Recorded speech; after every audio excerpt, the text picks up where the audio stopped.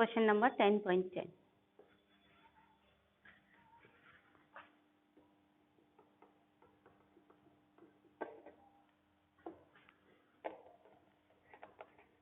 haloalkanes and haloarenes।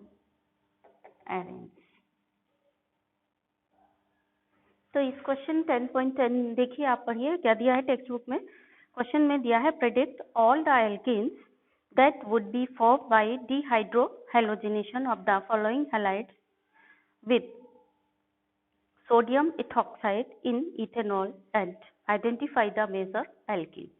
यानी hydrogen halides दिए गए हैं और आपसे ये पूछा गया है कि सोडियम इथॉक्साइड की प्रेजेंस में अगर हम इनकी रिएक्शन कराते हैं, हीट करते हैं, तो फिर ये कौन सी एल्कीन बनाएंगी। ठीक है, तो यहाँ 3 क्वेश्चन दिए गए हैं आपको। फर्स्ट है 1 bromo 1 methyl cyclohexane. First part है इसका 1 ब्रोमो 1 मिथाइल साइक्लोहेक्सेन। ठीक है, 1 ब्रोमो 1 मिथाइल साइक्लोहेक्सेन। आपको क्या पूछा गया है? Predict all alkenes, predict all alkenes by dehydrohalogenation of the following alkyl halides। यानी जो क्वेश्चन के 3 पार्ट में अल्काइल हैलाइड्स दिए गए हैं उनके डिहाइड्रोहैलोजिनेशन। डी का मतलब होता है नहीं, हाइड्रो मतलब हाइड्रोजन और हैलोजिनेशन मतलब हैलोजन। यानी ऐसी कोई रिएक्शन जिसमें नहीं है हाइड्रोजन एंड हैलोजन, यानी जिसमें हाइड्रोजन भी नहीं है हैलोजन भी नहीं है। इसका मतलब क्या हुआ? हाइड्रोजन और हैलोजन रिमूव हो रहे हैं। डिहाइड्रो, डी मतलब नहीं, नहीं मतलब रिमूव हो रहे हैं। तो डिहाइड्रोहैलोजिनेशन का मतलब होता है कि ऐसी रिएक्शन जिसमें हाइड्रोजन और हैलोजन रिमूव हो रहे हो। तो अभी ये ऐसा सा लिखा हुआ है तो आपको इसमें से कुछ समझ में नहीं आ रहा होगा। अब हमको देखना है इसका स्ट्रक्चर बना के। स्ट्रक्चर बना लेंगे तो आधे सा क्वेश्चन हमें समझ में आ जाएगा। स्ट्रक्चर क्या है इसका बनाइए। सबसे पहले बनाएंगे पिताजी का स्ट्रक्चर, यानी साइक्लोहेक्सेन पिताजी हैं, तो साइक्लोहेक्सेन का स्ट्रक्चर हो जाता है ये 6 कार्बन वाला साइक्लिक स्ट्रक्चर, साइक्लोहेक्सेन हो गया ये। अब इनमें 1 पे ब्रोमो 1 पे मिथाइल लगाना है, यानी 1 पे यहाँ Br लगाना है और 1 पर ही मिथाइल लगाना है, यानी CH3। ठीक है, अब हम इसकी रिएक्शन किससे करवाएंगे? यहाँ क्या लिखा हुआ है? With sodium ethoxide in ethanol, यानी EtOH के साथ एंड C2H5OH ONA, है ना। यहाँ इसकी रिएक्शन हम किससे करा रहे हैं? EtOH एंड सोडियम इथॉक्साइड यानी C2H5ONA, इससे रिएक्शन करा देंगे। तब क्या बनेगा? डिहाइड्रोहैलोजिनेशन होगा। इसका मतलब इसमें से क्या क्या निकलेगा?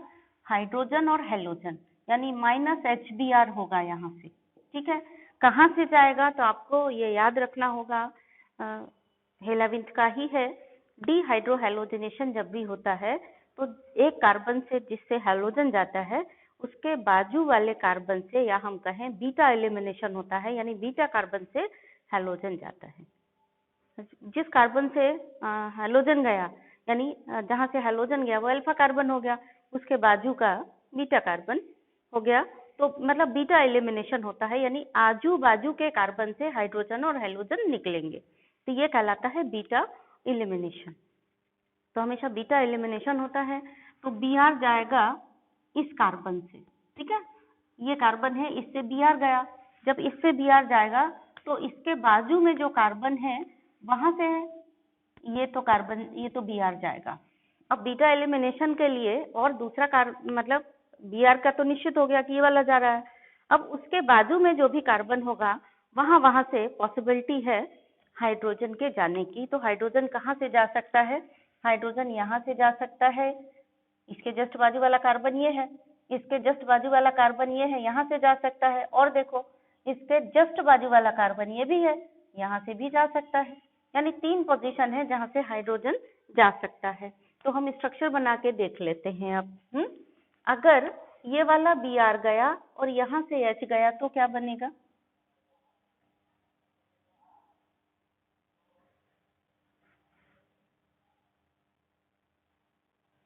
CH3 ऐसे ही रह जाएगा। ये Br चला गया और H यहाँ से जाएगा, तो यहाँ क्या आ जाएगा? डबल बॉन्ड आ जाएगा। ठीक है बच्चों।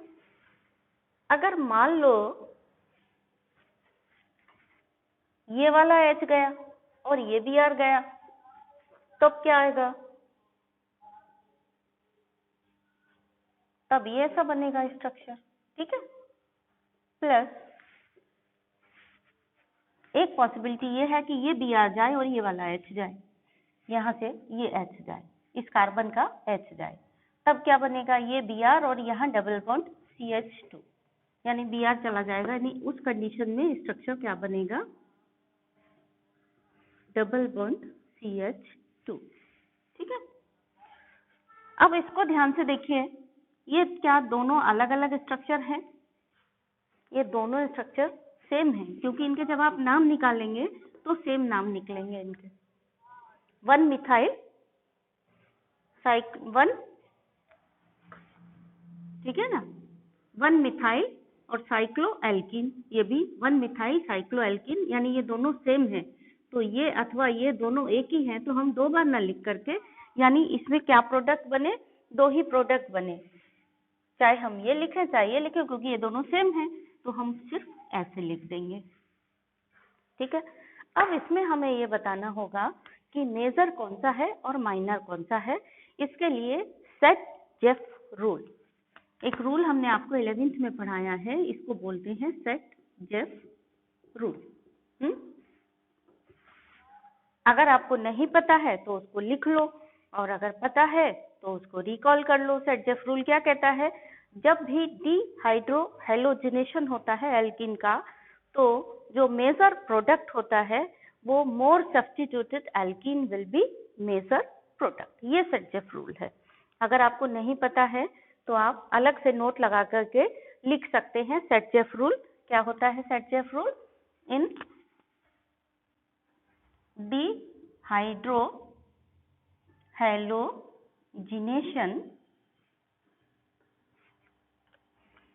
of alkyl halide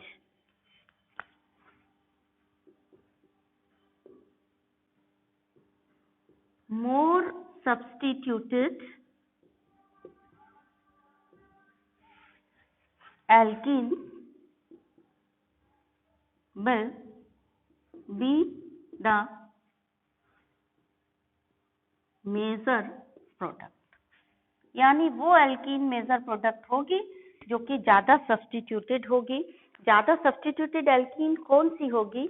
वहां पहचान के लिए लिख लीजिए, नोट लगा करके लिख दीजिए, मोर सब्स्टिट्यूटेड एल्कीन कैसे पहचानेंगे? मोर सब्स्टिट्यूटेड एल्कीन, यानी जिसके हाइड्रोजन रिप्लेस ज्यादा हो गए हों उसी को मोर सब्स्टिट्यूटेड कहेंगे। तो जब ज्यादा हाइड्रोजन रिप्लेस हो जाएंगे तो डबली बॉन्डेड कार्बन पे हाइड्रोजन की संख्या कम होगी। तो मोर सब्स्टिट्यूटेड एल्कीन कौन सी होगी? The alkene which have less number of hydrogen atoms on doubly bonded carbon. वो एल्कीन, ये अलग से नोट लगा करके लिख लीजिए। मैंने आपको बताया रजिस्टर में आप ऐसे लाइन खींच लिया करिए नीचे 1/4 पार्ट में, वहां पे ये एक्स्ट्रा नोट आप लिख लीजिए जो इम्पोर्टेंट भी है और फिलहाल टॉपिक से थोड़ा सा हट करके है। ठीक है ना। तो डबली बॉन्डेड, अब जैसे यहाँ पे 2 एल्कीन बने तो हम किसको मेजर मानेंगे? तो हम यहाँ पर ये देखेंगे कहाँ पर हाइड्रोजन की संख्या कम है, वो मेजर प्रोडक्ट होगा। तो यहाँ पर अगर हम देखेंगे तो 1 कार्बन और 2 कार्बन, ये कार्बन की वैलेंसी कितनी है? 1, 2 और 3। अभी 4 कंप्लीट नहीं हुई, इसका मतलब इस पर 1 हाइड्रोजन है। इस कार्बन, ये वाले कार्बन को देखेंगे तो 1 2 3 4 इसकी कंप्लीट है, यानी ये जो डबली बॉन्डेड कार्बन है ये और ये दोनों मिला करके दोनों पे टोटल 1 हाइड्रोजन है। और इस वाले में क्या हो रहा है, देखिए यहाँ पे अगर एक कार्बन है तो इस कार्बन की वैलेंसी है 1 2 3 4, यानी इस कार्बन पे कोई हाइड्रोजन नहीं है लेकिन इस कार्बन पे 2 हाइड्रोजन है। तो अगर हम कंपैरिजन करेंगे इसका और इसका तो कौन सी एल्कीन मोर सब्स्टिट्यूटेड है, ये वाली एल्कीन मोर सब्स्टिट्यूटेड है, क्योंकि यहाँ पे हाइड्रोजन की संख्या डबली बॉन्डेड कार्बन से अटैच्ड हाइड्रोजन की संख्या कम है, यही वाली बात है ना। तो ये वाली एल्कीन कैसी होगी, मेजर, और ये वाली एल्कीन कैसी होगी, माइनर। ऐसे हमको निकालना होता है, यानी हम ये देखेंगे बीटा एलिमिनेशन देखेंगे और मोर सब्स्टिट्यूटेड एल्कीन, अगर एक से ज्यादा प्रोडक्ट पॉसिबल हैं तो हम ये देखेंगे कि more substituted alkene will be major product, और बस सिंपली हम निकाल लेंगे। चलिए इसके बाद दूसरा देखते हैं, दूसरा क्या दिया है यहाँ पर।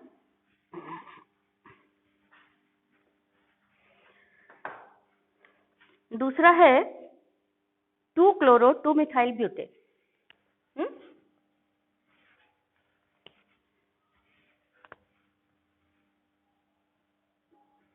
2-क्लोरो 2-मिथाइल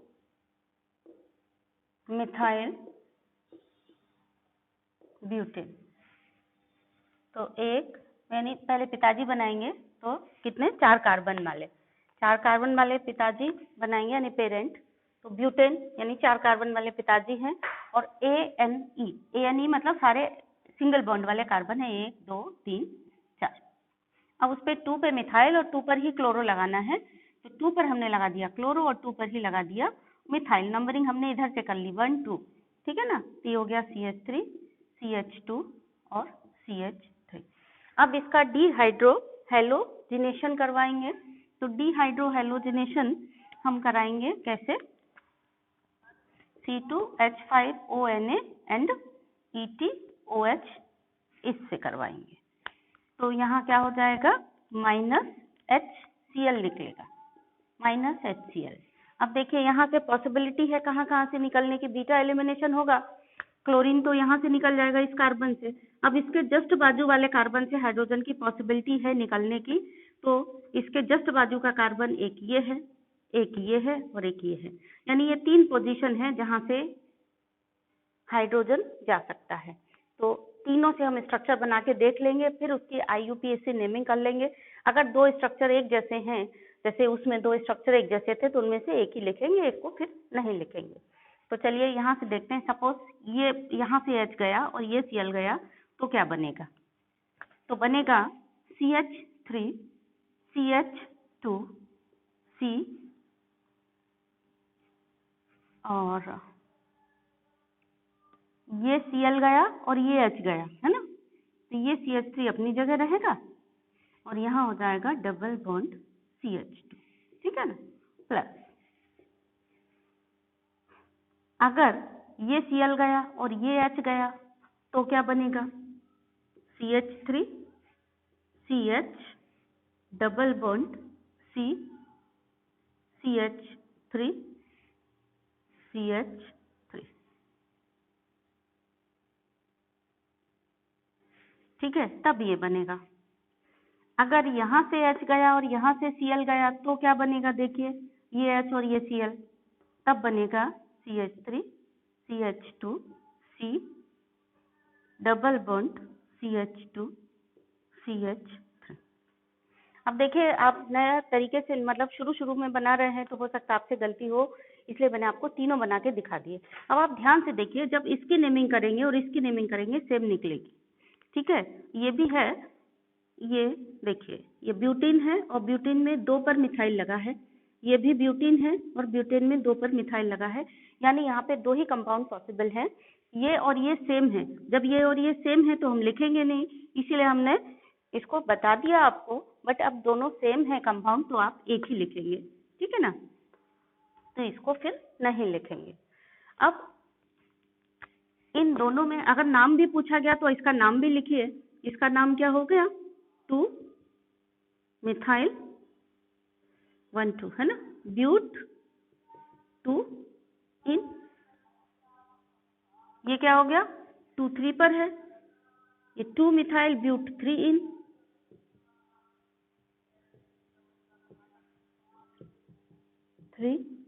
इन, यहाँ देखिए 1 इन है, 1 और 2 के बीच में है ना, ये ब्यूट 2 इन नहीं है, ये वाला ब्यूट 1 इन है, वो वाला ब्यूट 2,3 के बीच में है, तो इसको ब्यूट 2 इन, ठीक, ये नेम हो गए इसके।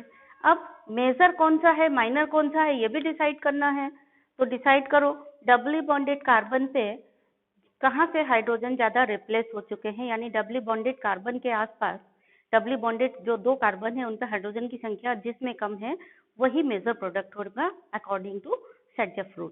तो यहाँ पर देखिए डबली बॉन्डेड कार्बन में हाइड्रोजन अटैच्ड हैं 2, यहाँ पे डबली बॉन्डेड कार्बन में हाइड्रोजन अटैच्ड है 1, यानी मेजर प्रोडक्ट कौन सा होगा, ये वाला होगा, और ये वाला माइनर होगा, ठीक है। देन नेक्स्ट है 2,2,3 ट्राई मिथाइल 3 ब्रोमो पेंटेन, ठीक है। थर्ड वाला है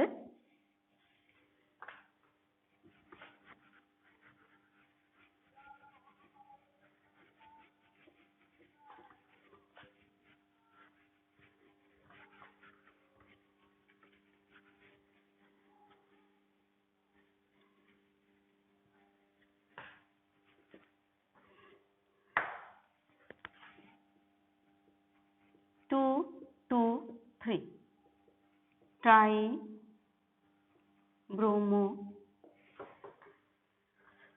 2,2,3 tri methyl 3 bromo pentane, try bromo नहीं है, 2,2,3 ट्राई मिथाइल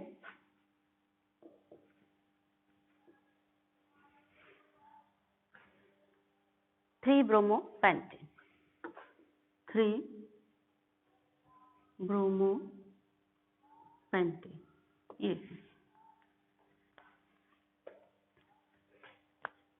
तो हम बनाएंगे पेंटेन यानी 1 carbon 2 carbon 3 carbon 4 carbon 5 carbon, 1 2 3, 3 पे लगाएंगे हम ब्रोमो, 2 2 3 पर लगाएंगे ट्राई मिथाइल, पेंटेन हो गया, 3 पे ब्रोमो लगा दिया, अब इतना पार्ट और बचा, यानी 2 2 और 3, अगर हम इधर से नंबरिंग माने तो ये 1 2 3 है ना, तो 1 पे हो गया मिथाइल और 2 पे भी मिथाइल लगाना है,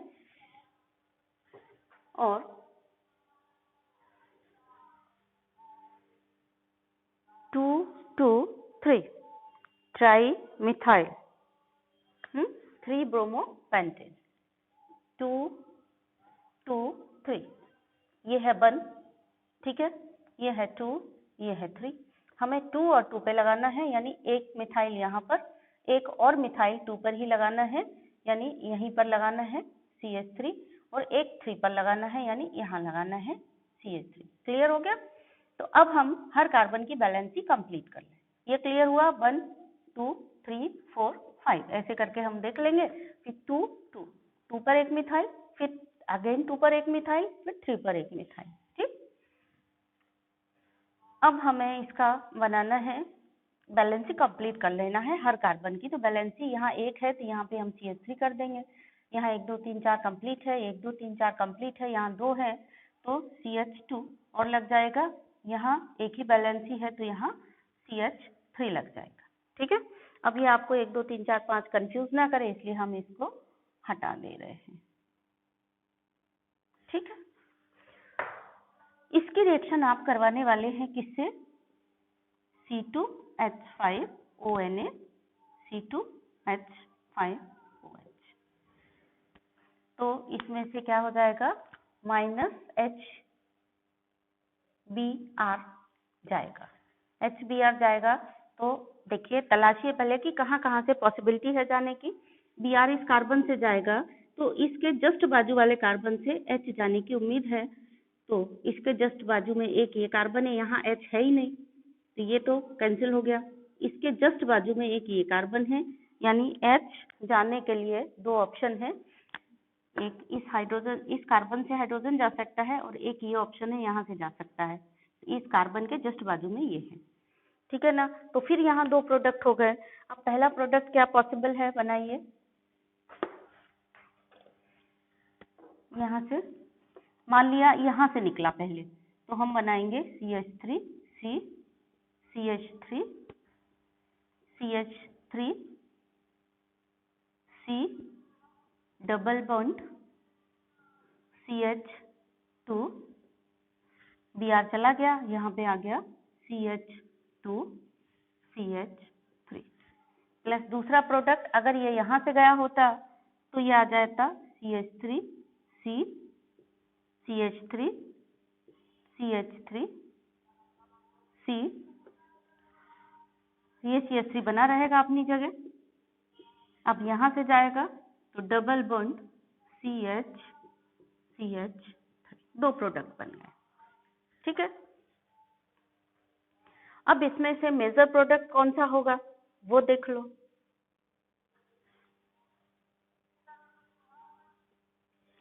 मेजर प्रोडक्ट वो होगा जहाँ पे डबली बॉन्डेड कार्बन से अटैच्ड हाइड्रोजन की संख्या कम होगी, यानी मेजर प्रोडक्ट कौन सा होगा, ये वाला।